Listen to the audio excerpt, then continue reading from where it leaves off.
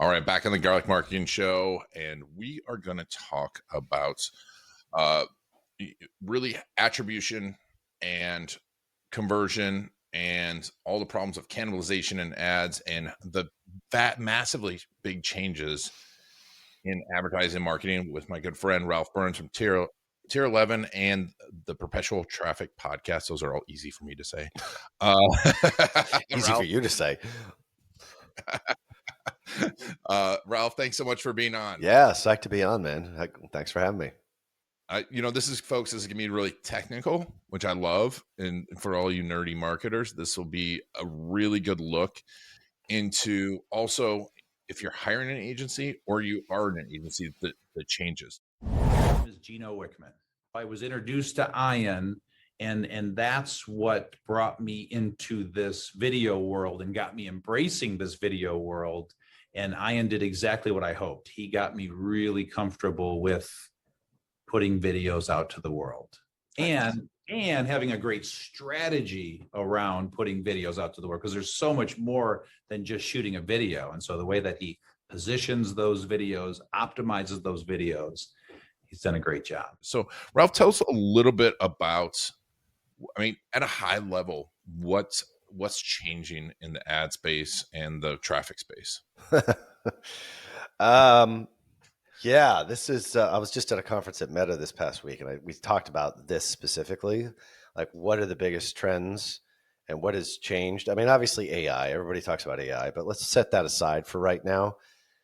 What really has changed is multi-channel attribution and media mix modeling, which are big, complex terms that basically say, okay, can you figure out what channel is pulling where and how do they actually work all together?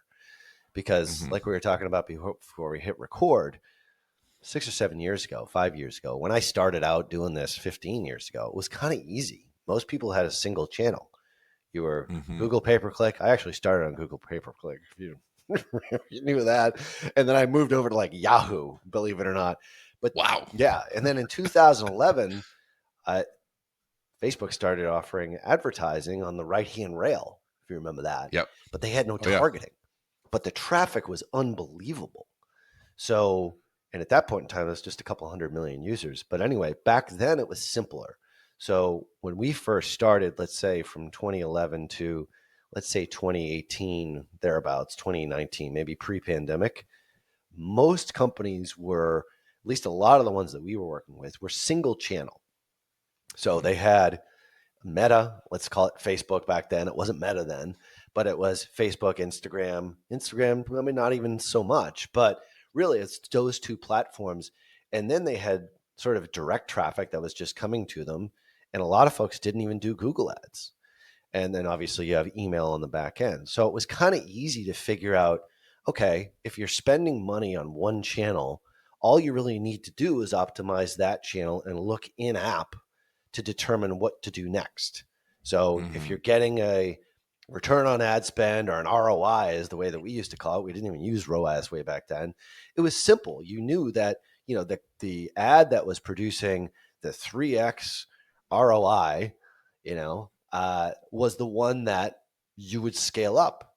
But now you go in app with multiple channels.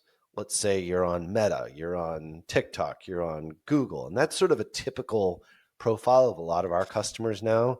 And then you have all this organic, and then you have email, and you have SMS, and like, where is the sales actually coming from? It's now become far more complicated, especially for smaller and mid-sized businesses. We tend to service, mid to large businesses. We stay away from the enterprise customers. We've had a few of those, and we didn't really like working for them, and they're not quite as lucrative as you would think. But we're performance plus brand in a lot of cases. Everyone loves at Meta this past week loves to talk about brand performance. Ian, that's a cliched term. I don't know who thought of that, but anyway, it's neither here nor there. The point is that there's multiple channels now that you have to deal with. How do you sort through everything? That's the biggest challenge, I think, for agencies and for businesses. What do I do where, with which channel? Which channel is the one that's bringing me new customers? Which is the one that's actually doing the conversion? Because they all want to take credit for it. And so if you look in app and try to make those decisions in-app and Meta versus in-app and Google, you're not going to really know what to do unless you have a higher level understanding of it all, if that makes sense. Well, it makes complete sense because I mean, we just step back and you think about yourself as a consumer, right? I might see an ad on Facebook and then go research it really quick on Google and then, watch a YouTube video and then come back to Facebook. I know I've done this. I literally leave the Facebook ad open. Like, do I want this thing? Sure. And go look around and then come back. And I might end up on their website and be like, oh, there's a better deal here. But really, I didn't even opt in on Facebook. Right. And so, but that all counts. Yeah. It all counts because if I would have hit YouTube and it had been like a 2001 video of, the guy spitting in the bucket, back when Gary Vee was doing that, I mean, you'd be like, what is this thing going on here? But I think you made a really big point. 10 years ago, even up to 4 or 5 years ago, it was kind of siloed. Yeah. And not only do businesses think that way, like I need a Facebook ads guy, a YouTube ads guy, and this guy. And I've been a proponent of having specialists, but now it's kind of, if you're getting bigger, you need to have someone thinking about it all. But there's a lot of agencies and a lot of businesses still stuck in that individual silo, right? Yeah. Yeah. And I think agencies have not done anyone a favor in this regard. I think they've done a horrible job of explaining this. And because as an agency owner, you want to substantiate your existence. You want to make sure that the client doesn't fire you, right? That's your big goal. But I look at it differently now. I don't look at getting fired. I look at, if I achieve the objective and the goal of the client, they're never going to want to ever leave me. Because I'm doing something that's great for their business. I'm helping them grow their business. I'm helping them achieve their goal, whatever that is. So we always keep that in mind. Like, we just interviewed a new client, and their big goal, their BHAG, if you're not familiar with that term from Jim Collins, is like they want to have everyone on the planet have clean drinking water and sanitation. And they actually sell toilet paper. And that is their MO. Like, our goal is their goal. It's not substantiating our existence by showing them ROAS in-app. Like, they don't really care about that. What they care about is new customers acquired. How many can I do this for? And how am I going to be able to do that at a cost that makes sense so that I can then contribute, half of my profit to charity to achieve this larger vision, this larger cause. So that's very different than maybe the case study that we're talking about here, where they're like, oh, we want to add 6 million in revenue to our top line. All right, well, that's our goal. How do we get there? And I think if agencies start speaking that way, and who cares about in-app ROAS? Who cares about in-app metrics?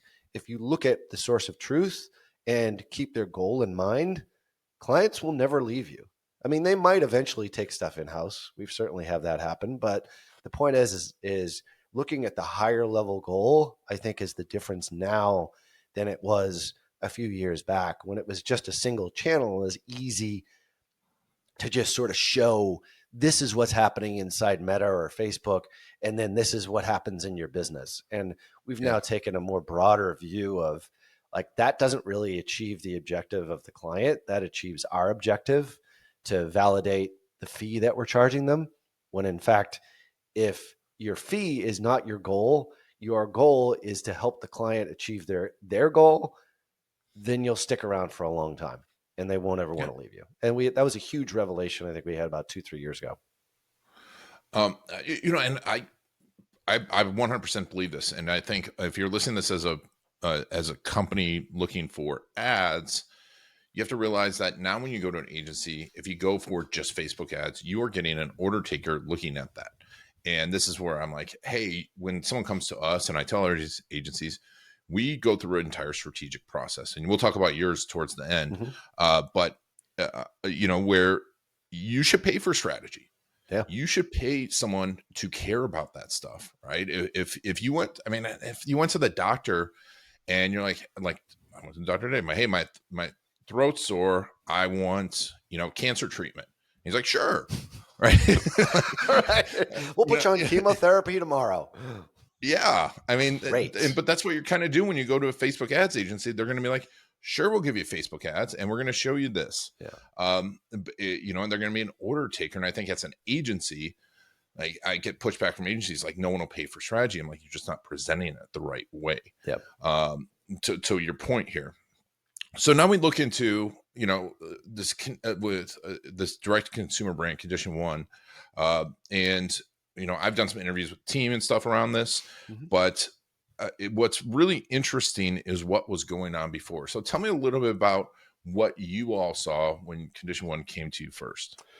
Well, they were stuck. I mean, they felt like they were really, this is just a typical scenario. Like they felt like their best days were behind them. They couldn't grow past where they were. And they felt like the market was really saturated. And there's competition that was coming into the market that was undercutting them.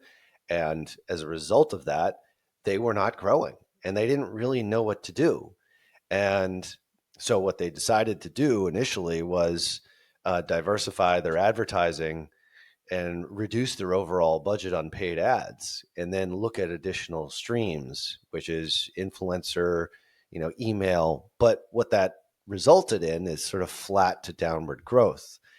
And they were doing this alongside another agency, as I recall. And I think one of the big things that when we looked at everything, we're like, well, wait a second. I mean, you're a mass market. Like there's so many different markets here. The first thing that we realized is that their ads and what their message was, and this is typically the first thing, they're like, hey, we need growth, but I don't know what to do. I don't know what my problem is. Sometimes clients will come to you and say, hey, I need Facebook ads. And then we say, well, actually, what you really need is you need creative, you need a brand message, you need avatars and pain points and, our 4 pillars, which is sort of our way in which we kind of go through their creative strategy and figure out the framework, which then is the basis for their ads. In this particular case, they were just going after people who are in market for their type of product with no brand differentiation. And as a result of that, their agency was just sort of showing pictures of their products, which is fine if you want to reach a certain level of scale, not very big scale, but people who are in market, if you think about like 100 people that you're targeting for in this particular market is like cases, like really heavy duty cases. So you put in a targeting audience of maybe your lookalikes, your buyers, like in those lookalikes and in those targeted audiences, there's probably, 2-3 million people. Out of those, maybe 1 or 2% are looking to buy now. Yep. Maybe 2%, maybe 1%, depending on what the market is. So once you and your competition all circle the wagons on that 1%, then what do? You're really fighting in this bloody ocean, and your CPMs are going up. You feel like you've sort of tapped out. You haven't been able to scale. How do you differentiate? Well, it does go back to old tried and true market research. Who is your avatar specifically? What is it that they are looking for? What are their pain points in their current solution? Maybe they don't even know that a solution exists. So there's people that are not even aware that there is a product in this particular case. There's very specific avatars. They sell cases for, handgun owners, and then they sell cases for just general purpose. And they have a really differentiated message. They're really high quality products. They have, all these individual features that a lot of their competition doesn't have, slightly above market as far as their price point is concerned. So we realized quickly, like they were just being lumped in with everybody else in this market, and there was no differentiator. So the first thing that we did is we analyzed a lot of their creative, and that was sort of the diagnosis part of things, to your point. And we did that through our auditing process, where we said, all right, well, if you actually segment out individual avatars, and then you start to message based upon those avatars' pain points or desires, you all of a sudden are now creating a brand, and you're giving something that's different than the rest of the market, showing a personality for the brand. All of that results in market expansion. So now you're getting not only the people that are in market, ready to buy, this thing's cooler than the other guys, but now you're getting to people that are maybe in the consideration phase. Maybe I wasn't really in the market, but now that I see this thing and how cool it is, and they're speaking exactly to my needs, hey, I really don't have a place to put like my Sig Sauer, whatever the hell it is. I don't know anything about guns, but like into this case, firearms is what we use. We have to be very careful of our ad copy, by the way. And I didn't realize that there was something like that when I'm going out in the shooting range. Like they're all scattered in the back of my pickup truck, instead of now I can put them in this case with like this foam wrapping and, really hard shell, and it's cool looking. And all my buddies are going to be like, wow, man, that thing is like the coolest thing I've ever seen. So all of a sudden you're transforming from a thing to something with a personality, and that speaks to that target audience. And that was one of the things that they weren't doing. And that's one of the big reasons why they're having trouble scaling. And also, like in that audit process, what was going on with, okay, so the creative's off, but now also, you have multiple channels. Because I do see this a lot, is like you have multiple channels, and then also that the agencies don't really know all the channels really well, and they don't know what's going on inside of them. What did you all see? What was going on inside their ads? Yeah, so their previous agency was looking in individual channel, and so we fortunately have a solution where we can clean the data so that we're capturing. I think this is probably the best way to sort of explain it, is that we've got a combination of 3 different things in what we call our data suite.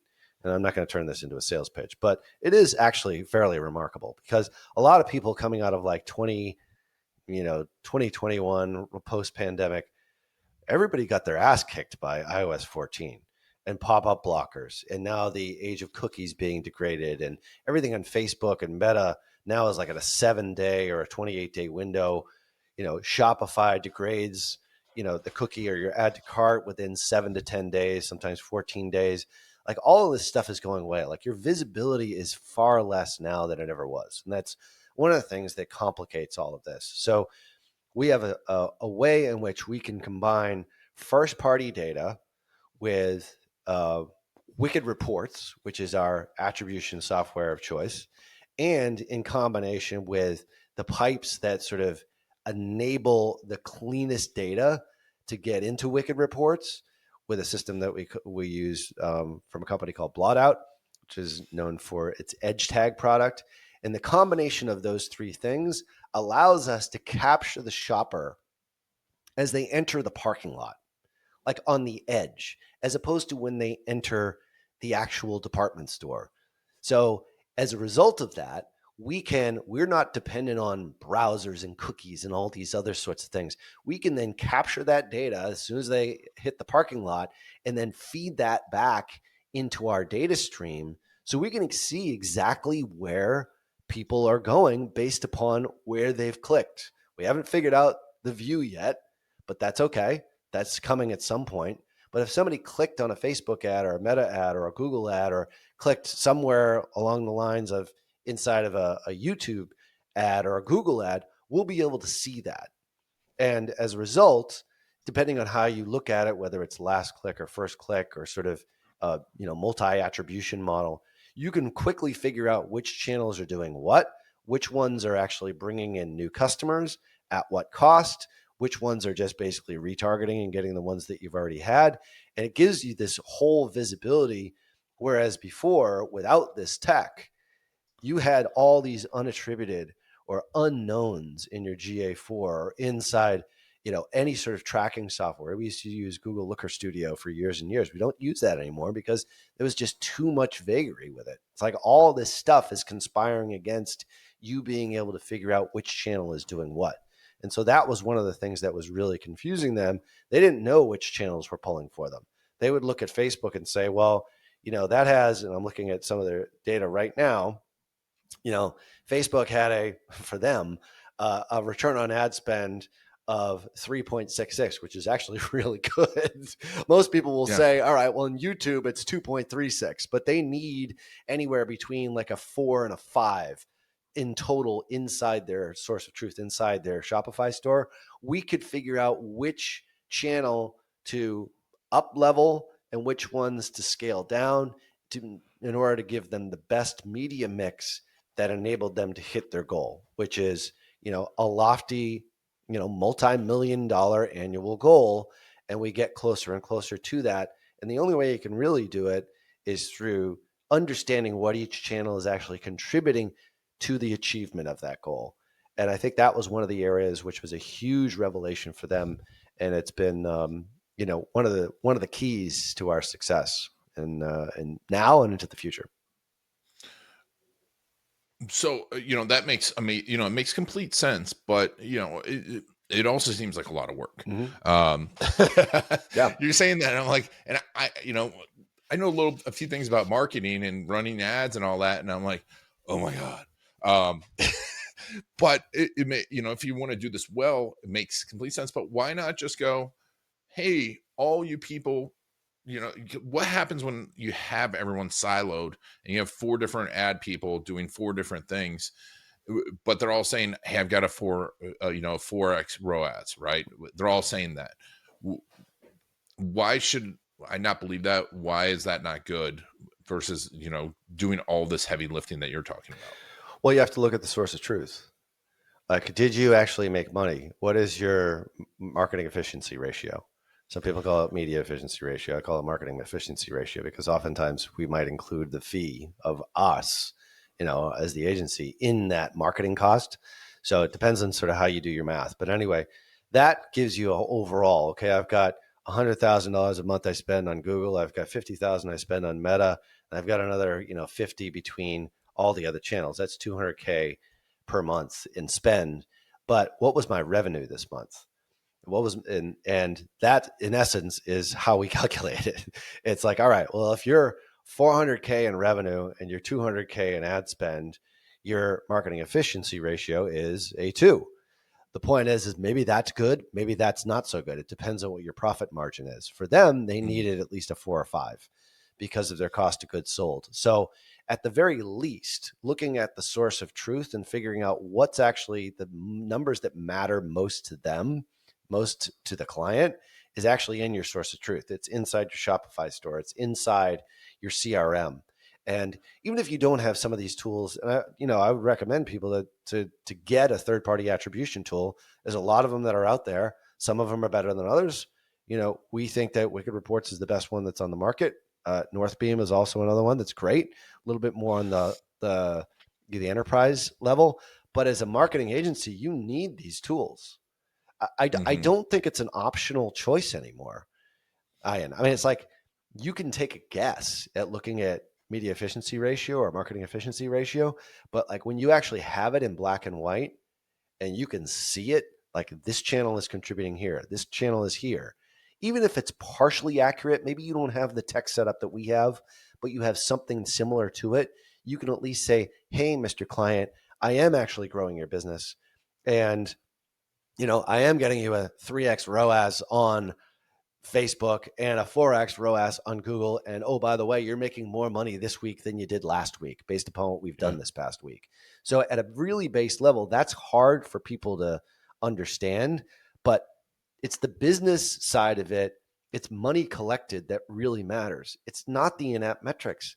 No client I've ever met gives a shit about in-app metrics. They only give a shit about it because the agency touts it because they want to validate their existence. What's most important is money in the bank, money in the source of truth, and more money this week or this month than it was last month. And if you're doing that, you're doing your job as an agency.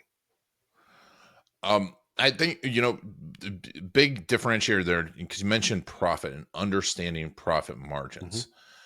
And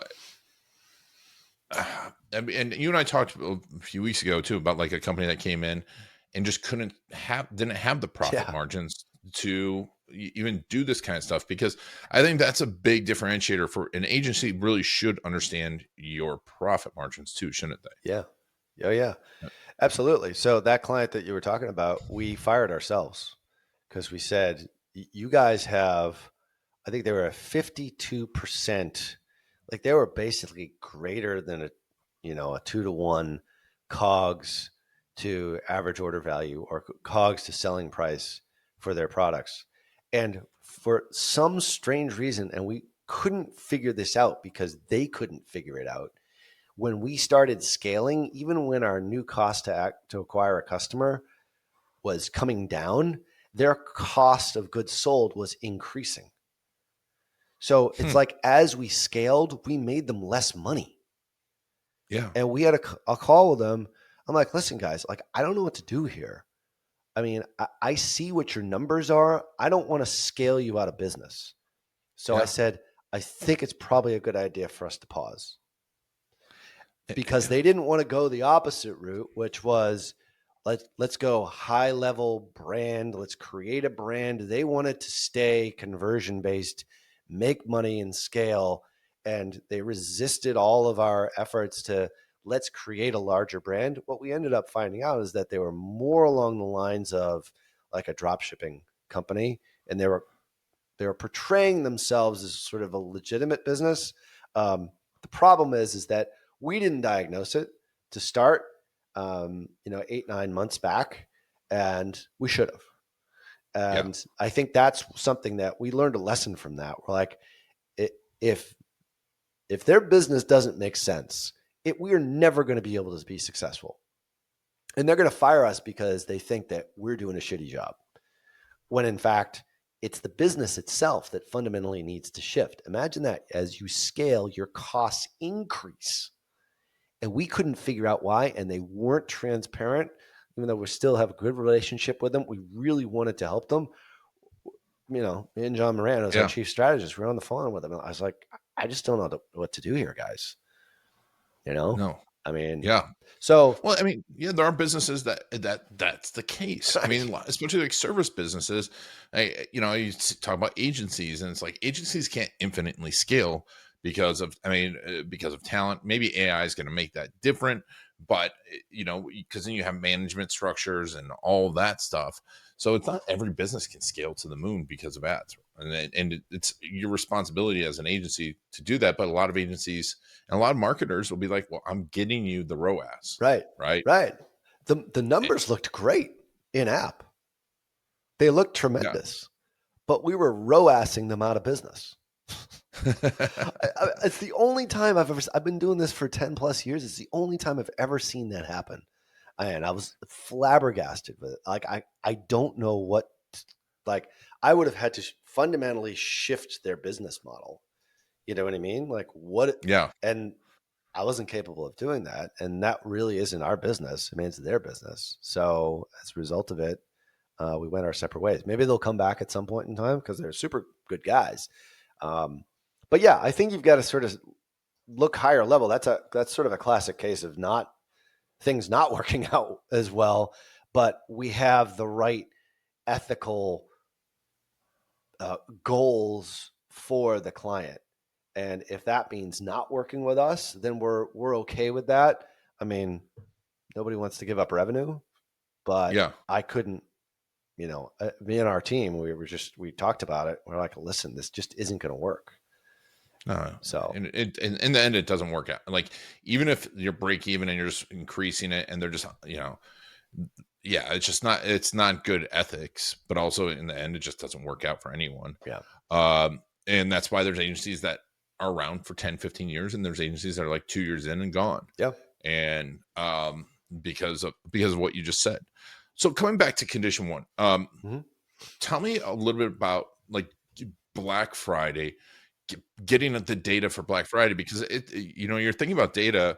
The data shifts obviously throughout the year. And Black Friday is an anomaly. And then you get into Christmas. How did you, tell me about the turnaround time? Because this was a fast turnaround, wasn't it? And how did you figure this out?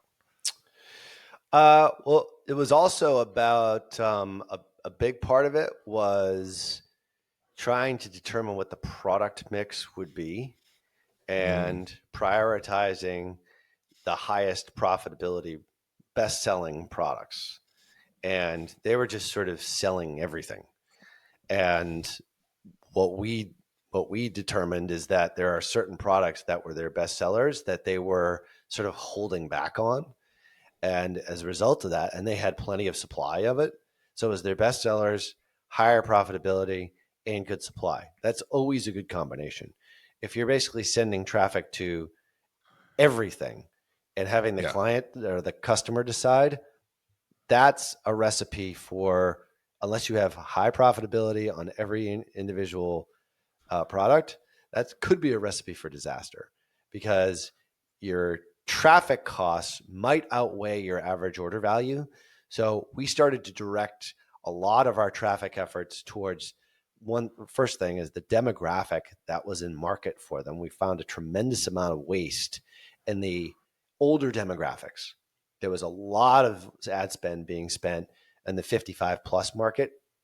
And as a result of that, or actually the 65 plus market, believe it or not, it was skewing the ad spend towards that market, and that market wasn't buying.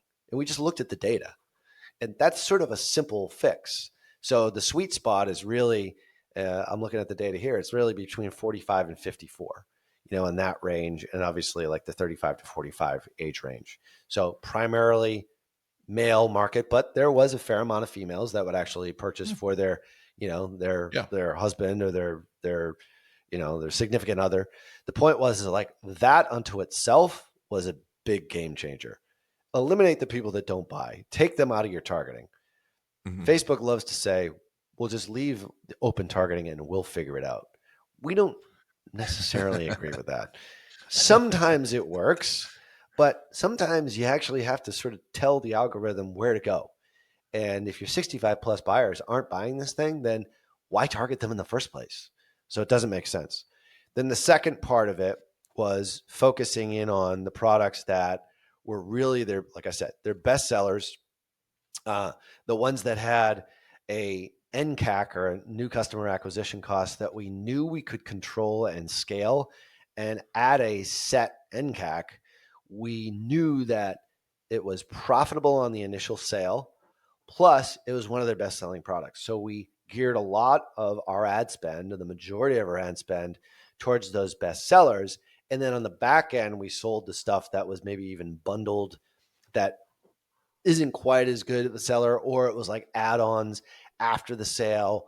Obviously, they're now on the email list. They can buy additional cases for, their house on the lake and then their house on the beach or whatever it happens to be. Like there's all kinds of cross-sell opportunities that happen after the initial sale. But it was kind of those two fairly simple switches, which in Black Friday, you've got to be able to sell your products, especially if you're doing any sort of discounting. And we always recommend, knowing your numbers first, but not doing like a 10 to 15% discount on a Black Friday sale. That's not really going to get people's attention. You have to go deeper than that. You got to go to the 30, 40%. And fortunately, with the profit margins that they had on some of these better selling products, they were able to sustain that. And they obviously had a steady supply of it through their manufacturer, which is they're sort of a holding company of a larger manufacturer. So they never had supply issues. So those were like two huge factors that helped them in the Black Friday, Cyber Monday scale last year. And hopefully we'll be doing the same thing this year. It's coming up very soon. Oh, wow. Well, and then, it's interesting thing about Black Friday, because then it like you said, you acquire the customer, and now and you said it's like a newer brand or new to the customer brand. So then now it's like, hey, I'm thinking about this is Christmas, a possible Christmas gift on top of it. You get it, you're like, this is really cool. Let's get it to that, and it's a cool item. I looked at them. I'm like, I don't have guns, but I want one of those. Yeah. Maybe I'll get a gun so I can have a case. But so now, like, there's the shift, right? Because you came in a few weeks before, and you have to shift. It's not the same. It's not the same strategy going into the holidays with that, right?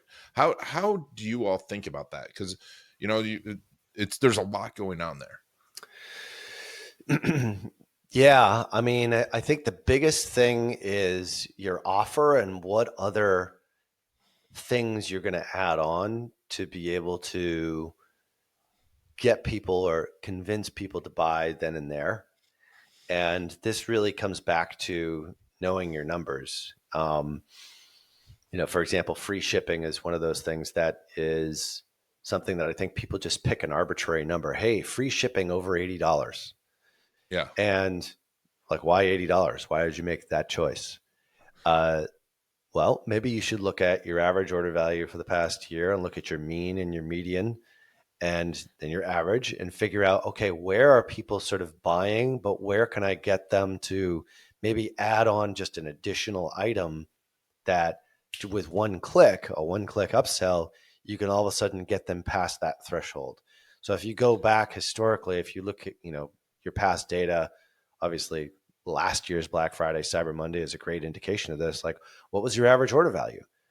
And if you can offer, like, let's say it's $100 is your average order value, but maybe you offer, but there's another item that you might be able to offer as a one-click upsell or as a sort of a profit maximizer on the back end, after they actually enter their credit card, is maybe there's a $25 item or a $50 item, so that, hey, free shipping for orders over $140 or over $130. So then make it easy for them to get to that threshold because you already know what they're going to be putting in their cart, what they're going to be buying based upon your historical data. So that right there is a huge way to increase average order value. And then you also have to figure out what your costs are for shipping, like what your hit is going to be there. So a lot of it does have to do with economics, but I don't think a lot of people really do that type of analysis.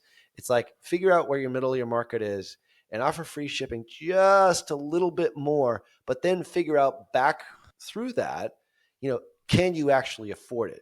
Does it make sense? What's your profitability going to be if your average order value all of a sudden was $150?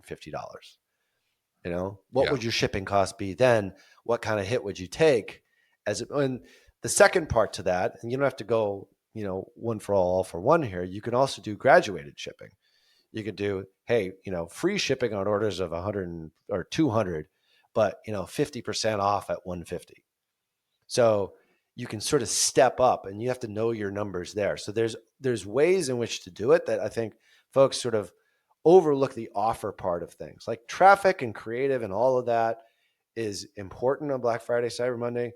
But the most important thing in marketing actually really is the offer itself, but make it so irresistible and free shipping. And especially if you're competing against, sales on Amazon or a similar product on Amazon, everyone's going over to Prime and finding your product and then buying the same one over there because they know they're going to get free shipping. So you might as well make it irresistible on your site as much as possible, as long as it works for your numbers on the back end. And so you do all this irresistible offer Black Friday, right? Now, how do you now flip the switch for the Christmas holiday? And like, how did you do it for Condition 1? I think for the Christmas holiday, it was more of the same. I think we diversified our product mix. We went really heavy into their bestseller and Black Friday, Cyber Monday.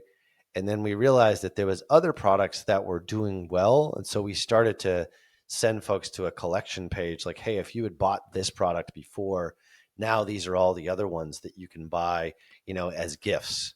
So we were using a lot of the data, a lot of the lists that we got from the Black Friday sale, and then leverage that pre-Christmas holiday. And I forget exactly how long their shipping is. I think it's 7 to 10 days. So there was a finite number of, there was only like a 2 or 3 week period where we took off the Black Friday, Cyber Monday, deeper discount, and then offered sort of a more broad, diversified mix. But, looking at one of their ads, it was, get a gift for your, I'll have to find it here. Hang on.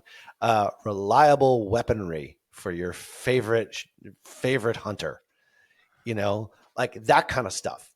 So you're then leveraging what you've already done Black Friday, Cyber Monday, and then you're adding sort of the gift component to it in those 2 or 3 weeks. That's sort of that golden period in December.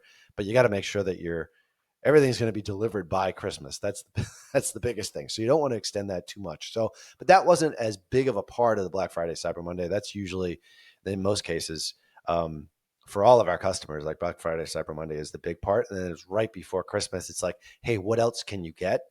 And then if they have a seasonal product or they have a, something that's New Year's related, like, health and wellness. Obviously, that's another big surge in January. But the point was, is it was really as Black Friday, Cyber Monday that carried the day there.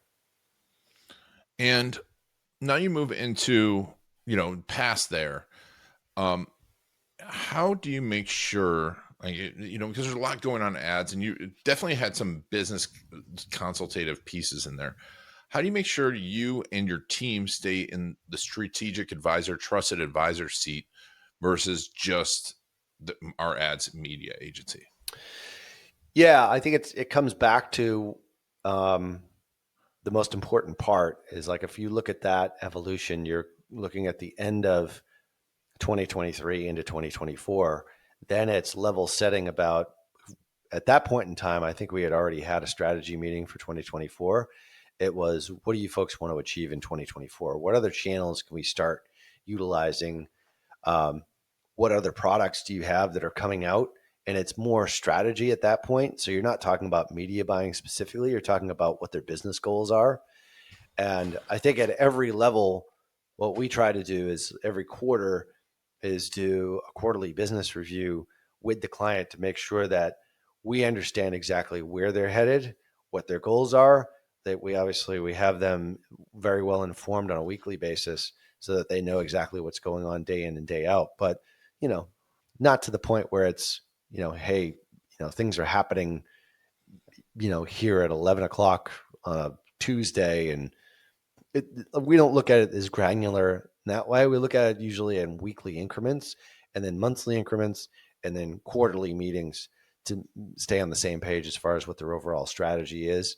But the big part to all that is always, how do we come up with fresh creative ideas that tap into different markets, but also hit different desires or pain points for the markets that we've already targeted. And that does come back to really solid creative. And we found that a lot of the tools inside Meta specifically have been really instrumental with that, because we've gotten a fair amount of images and creative from the client themselves. And then we can use sort of the AI tools within Meta to sort of spiff up some of the actual images themselves. So we don't necessarily need to get a whole lot from them. We just know what works, use the stuff that works, do iterations on that, slightly different images, slightly different angles, maybe slightly different colors. And then it's a continuous iteration cycle, especially on the creative side. And, you've got multiple people obviously working on this, right? And it's an evolving, like that level of evolution that you're talking about is breakneck. And then, you've got evolving markets and just, it's not like you're hiring an attorney who comes out of law school and like the law has changed a little bit, right? It's you've got to be training these people. You got to keep the culture. You got to keep them caring about the clients. What do you find is the key to keeping all that together and making sure you have like the right people working on the right things, talking about the right things, thinking about the right things? Because that's a massive level of complexity that I think is way underestimated. Yeah, I mean, we made a fundamental shift in the early part of 2023 that we pulled our media buyers. This isn't for all clients because we do have a few legacy ones that are actually still doing this, but those media buyers are sort of more unicorns. And the fact that they have extremely good client interfacing skills, meaning, emotional IQ, ability to be able to interact with clients. I think that's the biggest thing that we've been able to do is transition from having them be in the back office or in the kitchen cooking with the chefs, as opposed to being out in the driveway with the guy with the iPad at the Chick-fil-A sort of taking the order. And that's our CSO. So our client success owner, I think, has transformed everything that we've done as a business. And a lot of people resist this because they're like, well, all my clients want to know exactly what's going on. Well, when you drive up to a Chick-fil-A, do you want to really advise the cook on how to cook like the nuggets that you're getting or the sandwich and make sure the pickle is, is, what do they say, is I forget what it should be, like overlapping instead of on each other. It should be lapping instead of napping or something like that. I forget what the expression is. Point is like, you don't want to be in the kitchen. Getting clients out of the kitchen is a really hard transition for a lot of agencies because they feel like, oh, the more and more I tell them about what I'm doing, the better I'm going to sound. It's the opposite. It's they want the result. They don't really care how the chicken is cooked as long as it comes out exactly the way that they want it and it's a satisfying experience. And they'll come back over and over and over again as a result of that. So Yeah. I think that's a big switch that we've made. And that's the industry standard in most industries. You don't interact with the people that are actually doing the work. Like when you buy something from Amazon, you don't talk to one of your packers who's going to pack your box. You No. know, you interact with the interface, or maybe customer support, if you can get them on the line. The point is like as soon as we realized that and got the media buyer off the front line, and it was a transition for a lot of our clients. Some of them didn't like it quite as much. We sort of transitioned it out because we're like, you don't really need these people. For example, John Moran, he's our chief strategist. A lot of people come to Tier 11 because they're like, oh, I want John Moran. But it's like, we don't put John Moran on calls. John Moran helps with strategy. He helps our strategists implement a strategy for the individual client, but John doesn't go on the calls. Sometimes maybe he starts and then we sort of slowly withdraw him because his goal is not to be client interfacing. He's very good with clients, by the way, but like that's not his role. His role is to be the chief strategist at Tier 11 on traffic. So we try to put everybody in sort of the spot where they best succeed, but also keeping in mind that clients need the things that they actually want aren't necessarily the things that they need. And by taking the media buyers away from client interfacing has been a major transformation that's led to our retention numbers just completely changing in the last year or so, ever since we started doing this. Yeah, and the client's happier. They are. And it made a good point. And during the condition one, I did hear him say, now they can be released to their role. Instead of thinking about everything that's going on inside of the marketing, they can start working on the business again. And I think that's an important thing to think about too, as a business owner, is like, you want to know the results from the marketing and what levers they're pulling, but you don't need to know all the details because it's not the best use of your mental capacity, right? Yeah. I think you have to train clients to think that way. Some think that they need to. It's like, do you really? Don't you want to know? Don't you want to be working on the business as opposed to in the business? That's why you hired us. You hired us to do this job. So, and you have to have the right types of people. Like our CSO department they're very well paid, and they deserve to be well paid because they're very good with clients. Do they do any of the work? No, but they organize the team and they lead the team, and they also lead the client. And I think that's really important. You have to lead the client, not be led by the client. Mm-hmm. Yeah. I mean, the clients don't want to lead. They don't. But they'll do it when they don't have belief in what you're doing. 100%. Yeah. No, and and they get frustrated. I hear that all the time because we do a lot of case stories for agencies, and the ones that left are like, well, I was just always telling the agency what to do, and they don't want to do that. Yeah. I keep thinking of the Tommy Boy quote. I can get a good look at a T-bone by sticking my head up a bull's ass. I'd rather take the butcher's word for it. There you have it right there. Tommy Boy is like, is the Aristotle of the marketing world, really. That's it. Well, and Ralph, so, we mentioned the audit at the beginning of this. Mm-hmm. Tell us, how does that work? How does the first part of the strategy work? What do you guys do?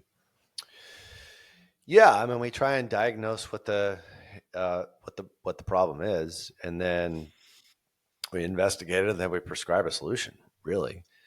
And it's just really, it's kind of that simple. They come to us with a problem. This past week, we did we did a discovery call with like a very large brand, and they're in the sort of the lifestyle drinkware space. And they were like, listen, like we don't have a differentiator in the market. We want to become one of the top 3 to 5 in the space. And we're missing out on a lot. We're leaving a lot on the table. And that was their problem. And, you know, the founder said, hey, I want to be in the top 3 with my brands.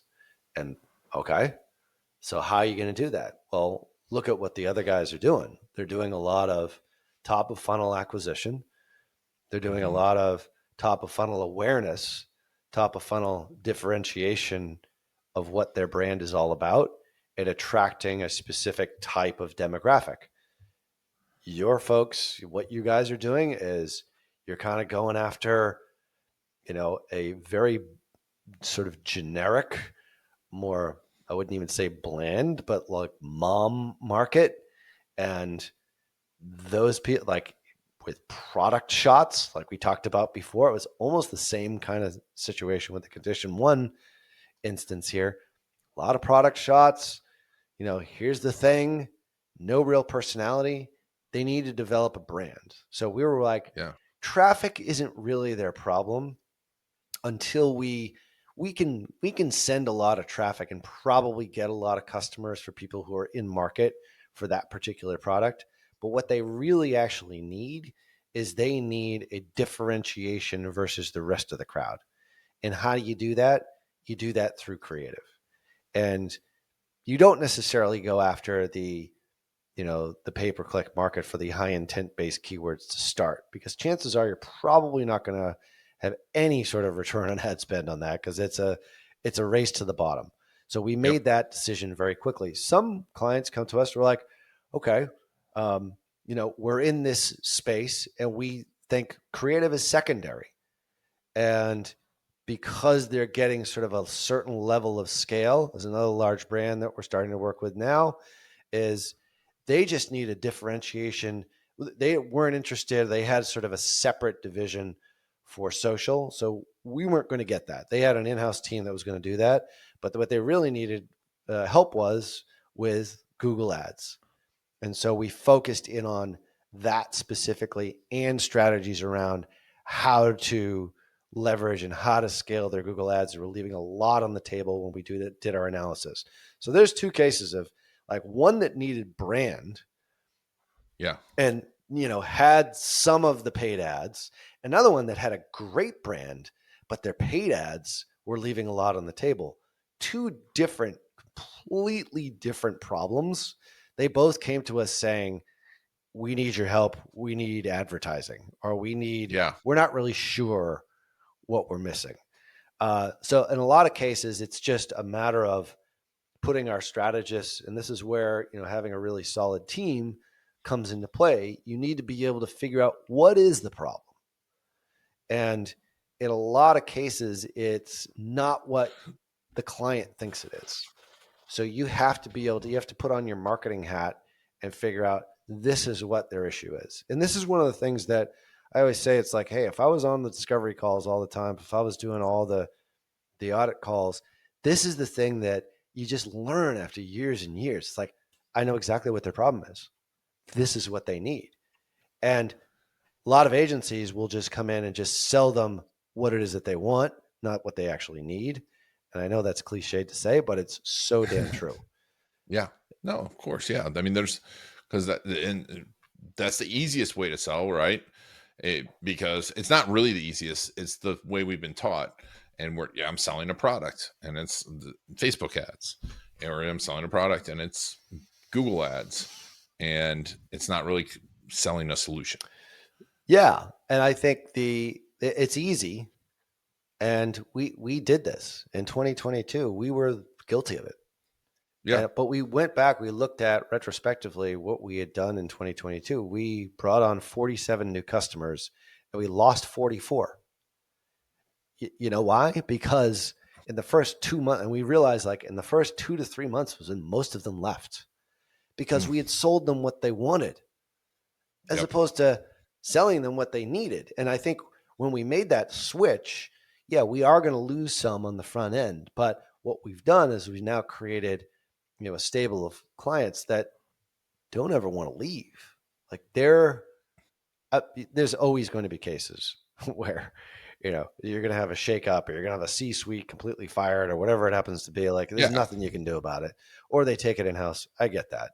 But if you sell and you're an agency, you sell them what they want, you're going to have an attrition problem. And that does not look good. And attrition is like one of those things that if you ever want to go for financing, or you ever want to sell your agency, like, they will ding you on that, and your valuation will just plummet. So we're taking the long view on that, because eventually, we want to do an acquisition 3-5 years out. Point is that, or be acquired, or sort of reach that next step. Point is that we're trying to build that foundation now. And it's a little bit more long-term. We're giving up some of the revenue in the short term, but that's okay. Yeah. No, I mean, yeah, but short term, but it's really long-term revenue that's much more profitable and better for everyone. Yeah. Right. It's better for the client. It's better for you because you're doing it great, and they're going to stay. And those first 3 months are the most costly costly time for an agency. Yeah.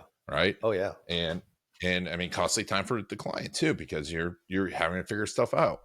And really nothing's massively improving. Well, I mean, this has been fantastic. Thank you so much, Ralph. So if someone wants to get started and get that audit, how do they get it? Or how do they apply? Yeah, just go to just Google Tier 11, or go to tier11.com. We're right there. So yeah, so there's a big pink button. Maybe by the time this airs, our site will be redone. We're doing a site redo right now, but yeah, tier11.com is the best place, and we're on all the socials. We post constantly, annoyingly. So, and the podcast, of course, the second best marketing podcast out there, the Perpetual Traffic Podcast, behind the Garlic Marketing Show. That's right. We're number two. Behind. We're number two, but we try harder. So yeah, Perpetual Traffic is our bestie, best friend, or your best friend, or Lauren E. Petrillo is the co-host of that show. She's a lot of fun to work with. Awesome show. Yeah. It's a great show. It's an amazing show. She's pretty good. Well, I wish she'd have some more energy. That's the thing that's really lacking there with her. No, just kidding. She's like a double espresso like every 2 minutes. And she doesn't even drink caffeine. It's like crazy. I know. I know. And she doesn't like completely sober. And you're like, are you really not taking drugs? One of these days, we're going to have to get her out drinking and just coerce her and see what happens. God, it'd be so hysterical. Well, if that happens, I'm bringing the camera. Oh yeah. I'm videoing it on the whole time. Well, no, but thanks for having me there. This has been a lot of fun. Thank you so much. And thank you all for making Ralph and I part of your story. This has been Iron Garlic and the Garlic Marketing Show.